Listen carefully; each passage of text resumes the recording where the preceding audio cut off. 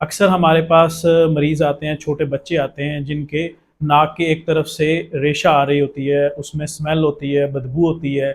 तो उसके पीछे जब हम नाक का मुआयना उनका करते हैं तो पीछे हमें फ़ॉरेन बॉडी नज़र आती है। अस्सलाम वालेकुम, मेरा नाम डॉक्टर असद अली राना है, मैं ईएनटी सर्जन हूँ।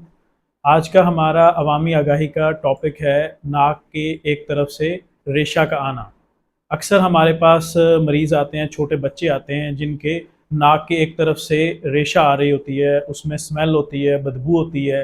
तो उसके पीछे जब हम नाक का मुआयना उनका करते हैं तो पीछे हमें फ़ॉरेन बॉडी नज़र आती है कि बच्चे ने कोई 2-4 महीने पहले पुरानी नाक के अंदर कुछ फँसाया है बच्चे ने, और पेरेंट्स को बिल्कुल पता नहीं चला।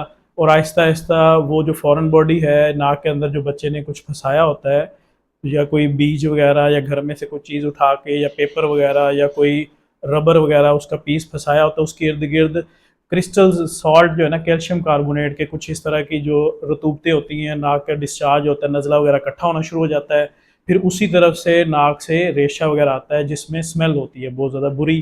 तो जब हमारे पास इस तरह का बच्चा प्रेजेंट होता है तो माँ की यही कंप्लेंट होती है पेरेंट्स की कि एक तरफ से नज़ला आता है, दूसरी तरफ से नाक बिल्कुल साफ़ होता है।